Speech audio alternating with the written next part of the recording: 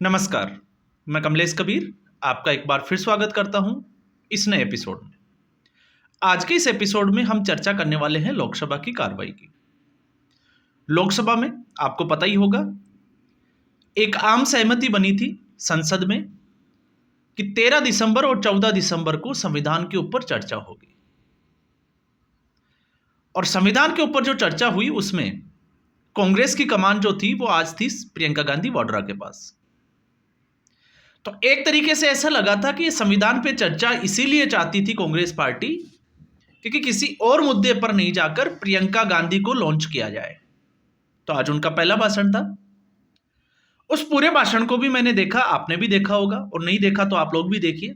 हम चर्चा करेंगे इसके बाद में दूसरे एपिसोड में। लेकिन प्रियंका गांधी वाड्रा के बाद जो है वो अखिलेश यादव का नंबर था। तो उसके बाद में अखिलेश यादव को जब सुने तो जो परिस्थितियां बनी तो मुझे लगा कि इसके ऊपर जो है वो आप लोगों से बात करनी चाहिए।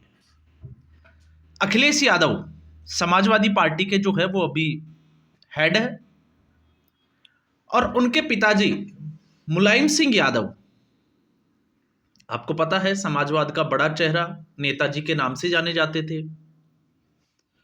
और वो हमेशा कहते थे कि कांग्रेस पार्टी के साथ कभी गठबंधन नहीं करना। खैर वो पुरानी बातें हैं, आप हर बार जो है वो किसी ना किसी राजनीतिक विश्लेषक के मुंह से ये ऐसा कुछ सुनते ही होंगे। लेकिन जब आप आज के वीडियो पे नजर डालते हैं, या हम कहें कि आज के लोकसभा की कार्रवाई के ऊपर नजर डालते हैं, तो आज एक बार भी उनके भाषण में ये नहीं लगा कि सत्ता पक्ष में जो है वो भारतीय जनता पार्टी है। जिस तरीके से वो तैयारी करके आए थे, लग रहा था कि आज सत्ता पक्ष में कांग्रेस पार्टी बैठी है। और कांग्रेस, अखिलेश यादव ने आज तय करके आए थे कि आज वो जो है वो मुसलमानों के मसीहा बन जाएंगे और कांग्रेस पार्टी को जो है वो कटघरे में खड़ा कर देंगे, सोचने के लिए मजबूर कर देंगे कि कांग्रेस पार्टी से ज्यादा अगर कोई मुसलमानों की पार्टी है तो वो समाजवादी पार्टी है। इसलिए मैंने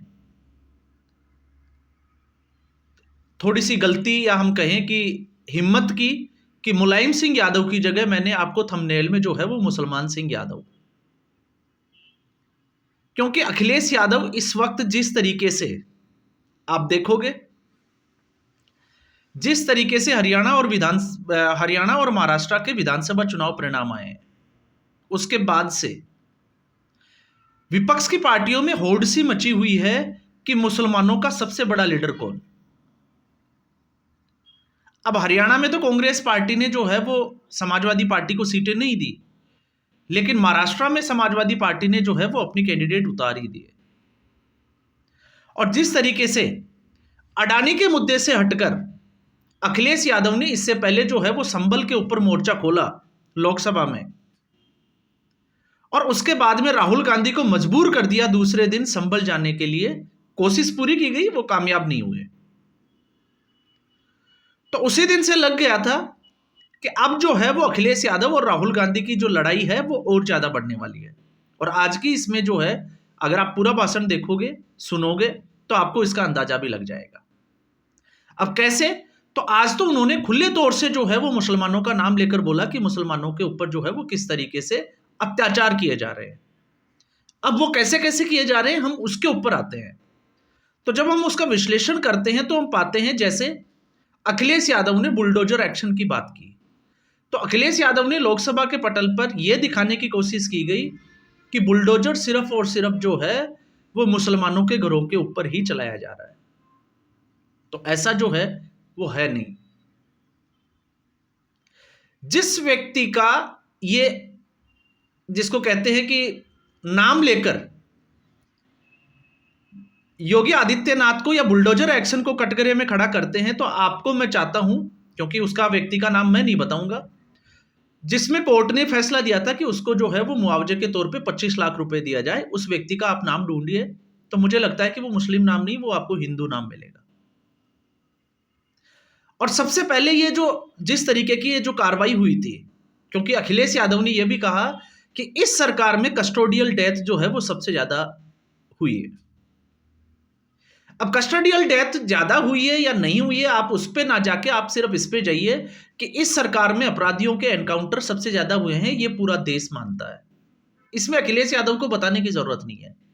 और इसका पहला शिकार बनने वाले वो भी थे, विकास दुबे, हिंदू थे, मुसलमान नहीं थे।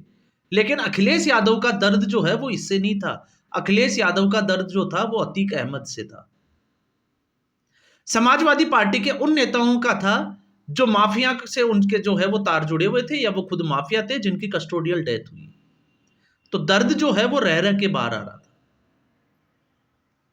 और जब अखिलेश यादव ये कहते हैं लोकसभा के पटल के ऊपर कि क्राइम के ऊपर जो है वो उत्तर प्रदेश पहला राज्य है, क्राइम जो है वो बढ़े हुए हैं, तो अखिलेश यादव को यह भी बताना चाहिए कि जितने भी जो क्राइम में हैं उनकी ज्यादातर जो है, मैं मामला प्रतिशत की बात कर रहा हूं कि ज्यादातर जो प्रतिशत है वो किस कम्युनिटी का है, तो आप अगर उसको ढूंढोगे तो इसमें कोई बुराई नहीं है, मुस्लिम समुदाय से है। लेकिन इस देश में एक बड़ी अजीब सी चीज है, और अजीब सी चीज ये है कि जब कोई आतंकवादी घटना होती है, कोई बम फोड़ा जाता है और उसमें मुस्लिम कम्युनिटी के किसी व्यक्ति का नाम होता है, तो ये राजनेता ये बोलते हैं कि आतंकवाद का कोई धर्म नहीं होता।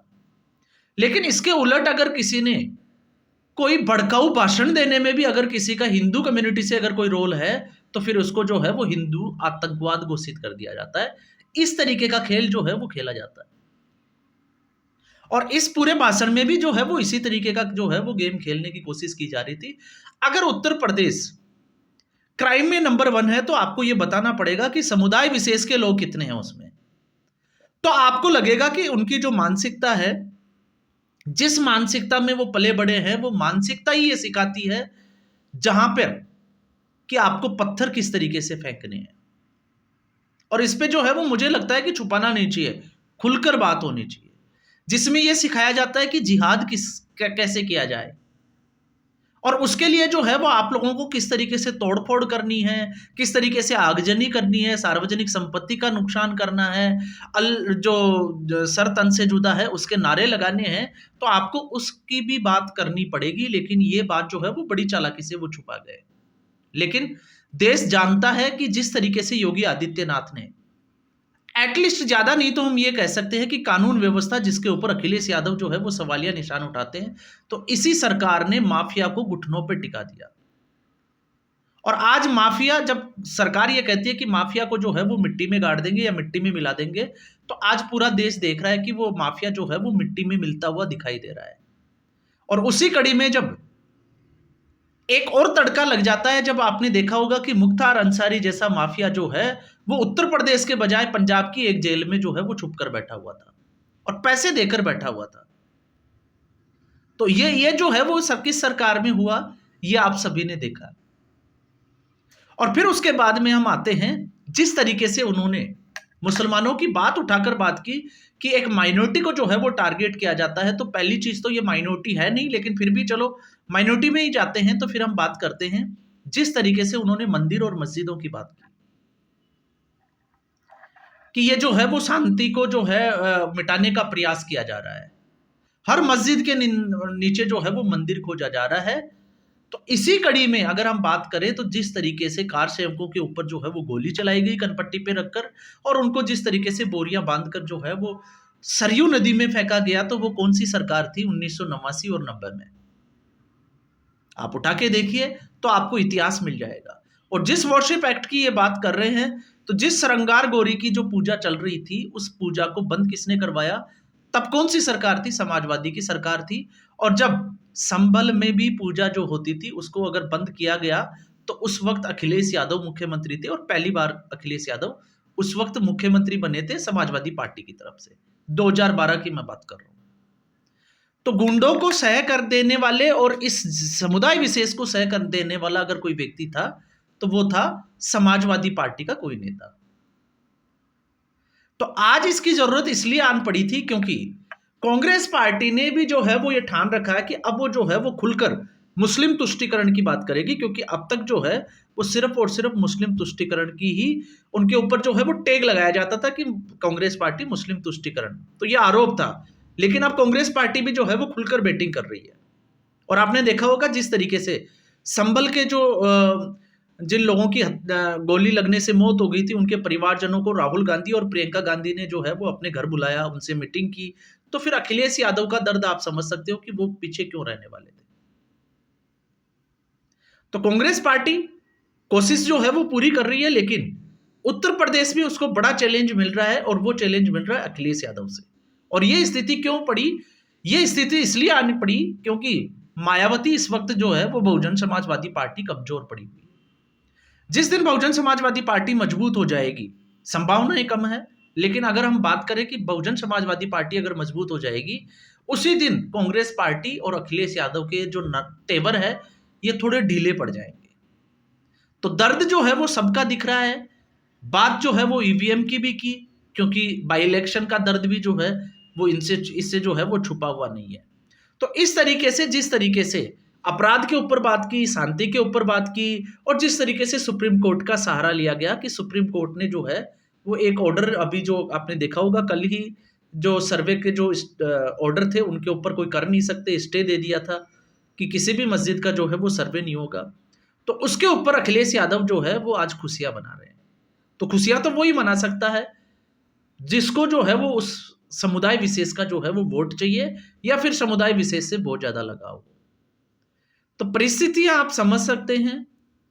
लेकिन अखिलेश यादव, अगर आप पूरा भाषण देखेंगे तो आप अपने विवेक से अगर उसका आकलन करने की कोशिश करेंगे तो आपको लगेगा कि ये भाषण जो है वो मुसलमानों को अपनी ओर आकर्षित करने का था, और मुसलमानों को एक मैसेज देने की कोशिश थी कि कांग्रेस पार्टी से ज्यादा हम आपकी जो है वो बड़े मसीहा है। इसलिए कांग्रेस पार्टी और राहुल गांधी चाहे कितनी भी कोशिश करे, आपको उस तरफ नहीं देखना, आपको सिर्फ और सिर्फ MY फैक्टर जो पार्टी गेम खेल रही है उसी तरफ देखना है। इसलिए मैंने कहा कि आज जो है मुसलमान सिंह यादव, अब आप समझ गए होंगे कि मैंने ये विश्लेषण जो है वो इस तरीके से क्यों रखा गया। तो उम्मीद तो मैं आपसे यही करूंगा। इसके अलावा भी उन्होंने बहुत सारा डेटा जो है वो सामने रखा, चाहे वो राशन वितरण योजना का हो, या फिर जो है वो डबल इंजन की सरकार का हो, तमाम तरीके के। लेकिन मुद्दे से ज्यादा जो है वो मुसलमानों को आकर्षण करने का जो एक स्पीच जिसको हम कह सकते हैं, वो ये स्पीच लगा। तो इस वीडियो में बस इतना ही। उम्मीद करूंगा ये वीडियो आपको पसंद आया होगा। वीडियो को लाइक करें, शेयर करें, चैनल जरूर सब्सक्राइब करें, और शाम के जो एपिसोड होगा उसमें हम जो है वो प्रियंका गांधी वाड्रा का जो भाषण था उस पर विश्लेषण जरूर करेंगे कि ये भाषण जो है वो किस तरीके का था, और उनकी जो लॉन्चिंग थी वो कितनी सफल है और कितनी असफल है। तो आज के एपिसोड में बस इतना ही। धन्यवाद।